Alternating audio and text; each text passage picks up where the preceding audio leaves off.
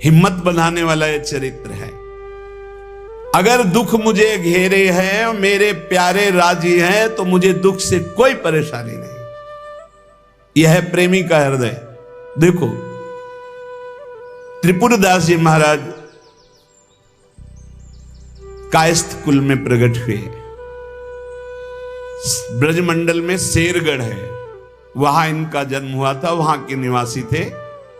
और आपके पिता राजमंत्री थे। बचपन से ही भगवत भक्ति के संस्कार थे।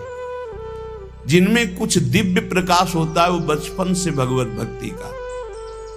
जिनको ये लगता है कि जवानी में विषय भोग ले और बुढ़ापे में भजन करेंगे तो भूल जाए। बुढ़ापे में मन को प्रभु में नहीं लगाया जा सकता। यदि आपने जवानी में भजन का अभ्यास नहीं किया तो बुढ़ापे में नहीं होगा। बुढ़ापे में प्रपंच ही होगा, पक्का विश्वास मान लीजिए। और जितने भी दिव्य महापुरुष हुए हैं, जिनके जीवन प्रकाशित हुए हैं भक्ति अध्यात्म की ऊंचाई में, वो बचपन से श्री भगवान में लगे। त्रिपुरदास जी के घर में राजमंत्री पिता थे, पर बहुत ही सुंदर भक्ति के संस्कार थे। एक बार आप पिता के साथ आगरा से किसी कार्य के लिए गिरिराज जी आए, तो यहां ठाकुर श्री श्रीनाथ जी का दर्शन किया। यही विराजमान थे अन्योर में, जहां जतीपुरा इधर ठाकुर जी यहीं प्रकट हुए हैं। श्रीनाथ जी अपने ब्रज के हैं, गिरिराज जी के। ऐसा सुंदर रूप श्रीनाथ जी का कि नवीन किशोर अवस्था लुभायमान हो गए। बहुत हट किया, अब मैं नहीं जाऊंगा, इन्हीं के दर्शन करूंगा, इन्हीं के पास रहूंगा। पिता राजमंत्री थे। वहां किसी परिचित से कहा, बालक है, हट करता है त्रिपुरदास, इसको हम छोड़ देते हैं 2-4-10 दिन यहां। देखो भगवान का विधान, यहां श्रीनाथ जी के दर्शन करेगा, फिर हम आदमी भेज देंगे, बुला लेंगे। अब वो दैवी योग से प्रेरित थे, पुत्र को यहां छोड़ दिया और वापस वो लौटे तो रास्ते में कुछ वैरी दल के राज सैनिकों को दुष्टों ने घेर लिया और मार डाला, पिता को मार डाला।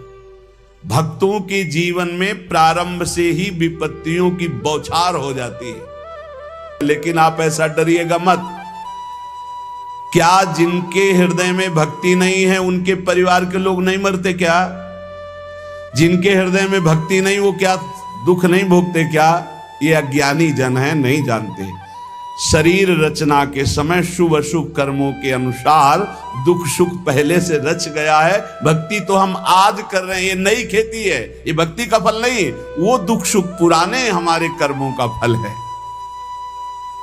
जब आपने सुना, सूचना आई कि तुम्हारे पिता को बैरी दल ने मार डाला है, तो श्रीनाथ जी की तरफ देखा और कहा, आप तो हमारे पिता भी हो, मित्र भी हो, जीवन धन हो।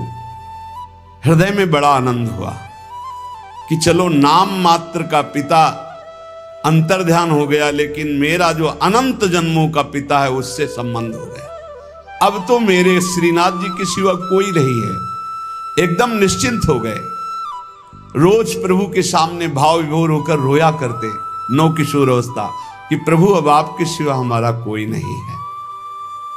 एक दिन वल्लभाचार्य भगवान आचार्य चरण, जिनके दुलारे लाडले श्रीनाथ जी हैं, वो सेवा में आए तो देखा है बालक बहुत एक दृष्टि से देखता है, रोता है। लाओ इस बालक को सामने लाया। ये है भगवत कृपा। जब भगवत कृपा होती है तब गुरु मिलते हैं, जब गुरु कृपा होती तब भगवान मिलते हैं। जब भगवान की कृपा होती तब गुरुदेव मिलते हैं, संत मिलते हैं। जब द्रवहि दीन दयालु राघो तो साधु संगति पाइए। और जब संत द्रवित होते हैं तब भगवान का साक्षात्कार होता है। बुलाया और परिचय पूछा, कौन है ये? तो कहा अमुक राजमंत्री का पुत्र है, इनके पिता यात्रा में मारे गए हैं और ये बहुत आसक्त चित्त होकर श्रीनाथ जी को देखते हैं, श्रीनाथ जी से रोते हैं। त्रिपुरदास जी ने साष्टांग दंडवत किया वल्लभाचार्य जी को और कहा प्रभु मैं मात्र पितृहीन, न मेरे माता है न पिता है, मैं अनाथ बालक हूं, बस मेरे नाथ तो श्रीनाथ जी ही हैं और आपके श्री चरणों का आश्रय दे दिया। प्रभु मुझ अनाथ दीनहीन को आप स्वीकार कर लीजिए। बहुत प्रसन्न हुए। इतना छोटी अवस्था में ऐसे शुद्ध शब्द, ऐसे भागवतिक चेष्टाएं। चलो आज अभी इसी क्षण मैं इसको दीक्षा देता हूं। आचार्य श्री वल्लभाचार्य जी विधि पूर्वक दीक्षा देकर ब्रह्म संबंध कराया। कुछ दिन तक पास रखा और कहा वापस जाओ घर। श्रीनाथ जी की सेवा की भावना रखो, निरंतर चिंतन करो, ध्यान में श्रीनाथ जी का स्मरण रखो, भक्ति में जीवन व्यतीत करो। हमारा सदैव कृपा प्रसाद तुम्हारे साथ है। गुरु आज्ञा तत्काल श्रीनाथ जी से उनके जो परिचय के थे ले गए। यवन राजा था, उनके राजमंत्री थे पिता। तो जब नौ किशोर अवस्था से थोड़ा बड़े हुए तो इनके पिता का पद इनको दिया, राजमंत्री बना लिया। अब ये राजमंत्री में जितना वैभव मिलता, तो इन्होंने एक बात सत्य समझी कि धन की सच्ची योग्यता क्या है।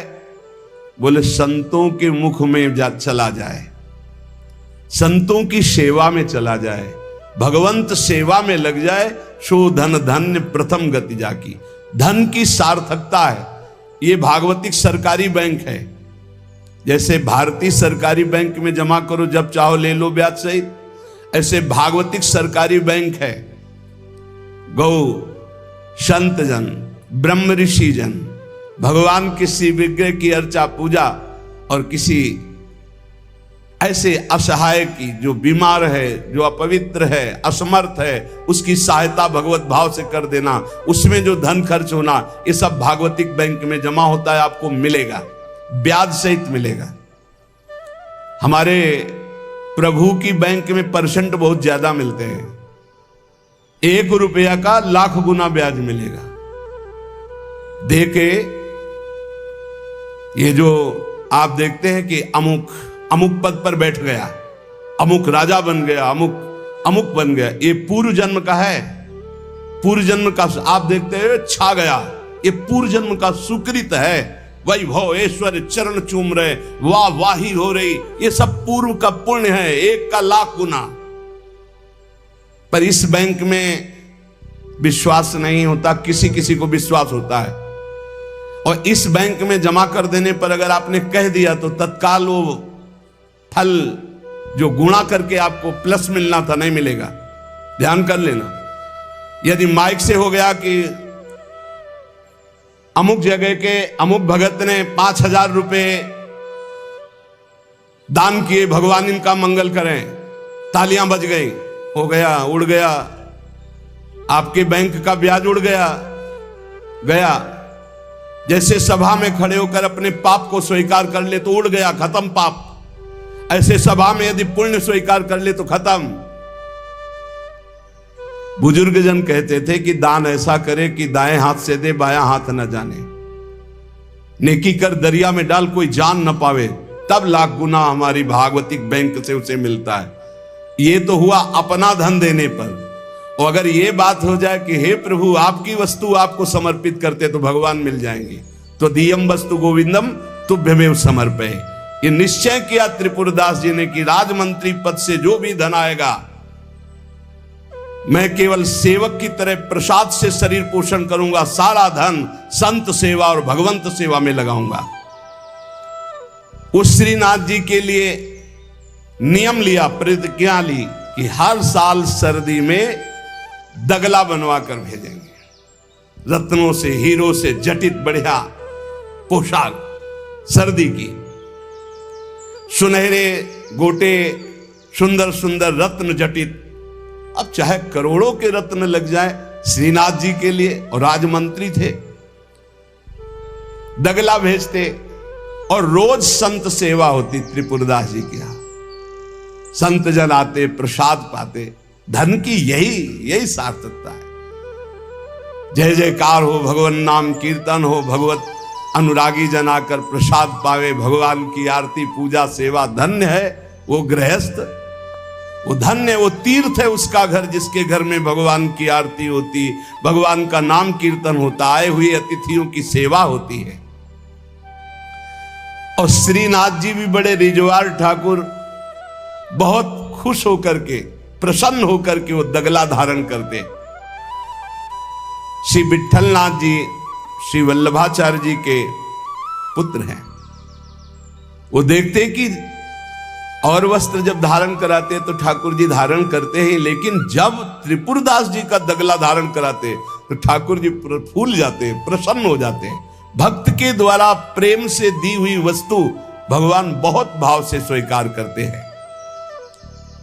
सब दिन होत ना एक समान, एक समय ऐसा भी आता है जो बहुत ही अंधेरे का होता है, एक समय प्रकाश का आता है।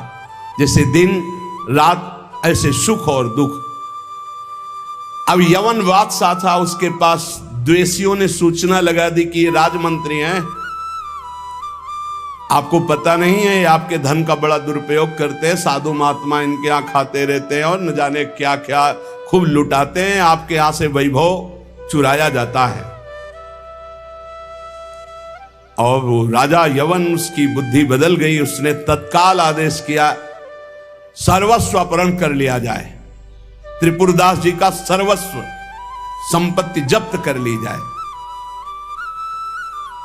मतलब पात्र भी घर में नहीं रह गए, सब जब्त कर लिया गया। जहां रोज संत सेवा, ठाकुर सेवा, श्रीनाथ जी के लिए बहुत महंगा पोशाक सर्दी की, सब, एक पात्र भी नहीं रहने दिया, सब जब्त कर लिया। खाने पीने के लिए एक दाना भी नहीं रह गया, कुछ नहीं, सब जब्त कर लिया, केवल दीवाले दीवाले। अब आप विचार करो, जिसका ऐसा चल रहा हो उसका ऐसा, इसलिए होश में रहना चाहिए। सब दिन होत न एक समान, ये शब्द याद रखना चाहिए। सुख है तो फूलो मत, कल दुख आने वाला है। शरीर स्वस्थ है तो अभिमान मत करो, कल कोई रोग आ जाएगा। जीवित हो तो अभिमान मत करो, कल ही मृत्यु आ सकती है, आज भी आ सकती है। होश में, खूब धन संपत्ति है, कल ऐसा हो सकता है टुकड़े टुकड़े के लिए मोहताज हो सकते हो। पक्का पक्का। आज दुखों घेरे हैं तो आप निराश मत होइए, कल आप बहुत बड़े आदमी बन सकते हैं। उत्साह संपन्न रहिए। आज बहुत बड़े आदमी है, धन है, संपत्ति है, वैभव है, नौकर चाकर है, बहुत फूलिए मत। हो सकता है ऐसा समय आ जाए कि तुम्हें किसी के यहाँ नौकरी करनी पड़े अपने पेट भरने के लिए। समय बहुत विचित्र है, पलटने में देर नहीं लगती, पलटने में देर नहीं लगती। खाने पीने तक के लिए नहीं रहेगा, सब यवन राज ने जब्त करवा लिया। अब जैसे तैसे बहुत गरीबी से, कष्ट से जीवन यापन होने लगा। अब आए सर्दी की ऋतु। सर्दी की ऋतु में श्रीनाथ जी को दगला भेजते थे, खूब सुंदर सजा करके। यहां सजाने की क्या बात, खाने की भी कोई वस्तु नहीं रह गई थी। ठाकुर जी की सेवा की प्रतिज्ञा की थी कि जब तक जीवन है आपके लिए पोशाक भेजूंगा। अब सर्दी में कैसे पोशाक भेजे, खाने के लिए भी नहीं। बहुत जोर जोर से रोना आया कि हम हर कष्ट सह सकते थे, लेकिन आपकी सेवा, ये जो सर्दी की पोशाक भेजने की थी, अब कैसे होगी आपकी सेवा। और ये सेवा नहीं होगी तो मेरा जीना, क्योंकि मैंने नियम लिया था कि मैं अपने जीवन में जब तक जीऊंगा हर वर्ष आपको सर्दी के समय पोशाक भेजूंगा सर्दी की। आप ठाकुर जी से विनय करने लगे कि मैं सब कष्ट सह सकता हूं, आपकी सेवा छोड़कर नहीं। इतने में देखा, दृष्टि गई तो एक ऊपर दावात रखी थी। आपको जैसे कोई डूबते हुए को तिनके का सहारा मिल जाए, और वो दावत पीतल जैसी दिखाई दे रही थी। तो लग रहा था कुछ सिक्के की तो बिकी जाएगी। दावत ली, बाजार में बेचने के लिए गए कि अगर ये बिक जाएगी तो थोड़ा भी कपड़ा मिल जाएगा तो नियम की तो पूर्ति हो जाएगी। भगवान अपने भक्तों को ऐसा कष्ट क्यों देते हैं? क्यों देते हैं? बड़े आराम से जय जयकार हो रही थी, संत सेवा हो रही थी, ठाकुर सेवा हो रही थी। श्री प्रियादास जी कहते हैं, भयो ईश ख्याल, इष्ट देव को ये पसंद है। डरना मत, डरना मत कि इष्ट देव को ये पसंद, क्या पसंद है? अनन्य चिंतन, धन का आश्रय भी नहीं होना चाहिए। सुनेरी मैंने निर्बल के बलराम, अपबल तपबल और बाहुबल, चौथो बल है दाम। और आपसे बता दें, कक्षा 1 के विद्यार्थी से PhD के प्रश्न नहीं पूछे जाते। आप मत डरना, क्योंकि आप क्लास में हैं ही नहीं, आप इस क्लास में नहीं हैं। आप डरना मत। नहीं आपको लगे कि भगवान हमारी भी परीक्षा लेंगे तो आज जो चैन से हम AC में रह रहे हैं, कल फिर सब खत्म हो जाएगा, ऐसा नहीं। ये डिग्री वालों की होती है। अपने लोग वो पार्टी छुइया वाले पहले क्लास वाले हैं, खूब टॉफी मिलेगी और आराम से पढ़ने को। यहाँ परीक्षा नहीं होती, यहाँ 2-4 क्लास तो ऐसे ही बढ़ा दिए जाते हैं। जब डिग्री आती है तब वहां परीक्षा होती है इस बात की कि अब तुम्हारी स्थिति क्या है। त्रिपुरदास जी के ऊपर जो भगवान की विशिष्ट कृपा हुई, ये भगवान श्री कृष्ण चंद्रजू ने युधिष्ठिर जी से कहा। एक बार युधिष्ठिर जी ने कहा कि प्रभु, ऐसा भी आपका नाम लेते हैं, धर्म से चलते हैं, कोई कदम भी कहीं अधर्म नहीं। अर्थ समझ लो भाई, डरना नहीं, डरना ले ली। इसलिए बीच में कह रहे कलयुगी भगत है, ये ले अपनी कंठी माला अनुग्रहामि। बहुत अनुग्रह, हमें नहीं चाहिए आपका अनुग्रह। भगवान ने युधिष्ठिर जी से कहा, यस्याहम अनुग्रहणामि, जिसे मैं स्वीकार कर लेता हूं कि ये मेरा है, उस पर मैं कृपा करता हूं। हमने ये देखा, पहलवानों से भी मिले हैं, वो कुश्ती में अपने जन को वहीं पीटते हैं जहां से कमजोर होते हैं। जैसे यहां मारा, अब 1000 बार यही मारेंगे, वो 1000 बार मारेंगे यही थपाड़ा, 1000 बार मार के फिर गिरा के टिहुना से मारेंगे यहां। और जब टिहुना सह गए तब कहेंगे ठीक है लड़ो, क्योंकि हमने पक्का कर दिया अब यहां तुम्हारे कोई मारे तो तुम फेल नहीं होगे। ऐसे कुछ जगत गुरु श्री कृष्ण हैं। हमारा ये पार्षद कमजोर कहां से हो सकता है? जहां कमजोर वहीं मारा जाता है।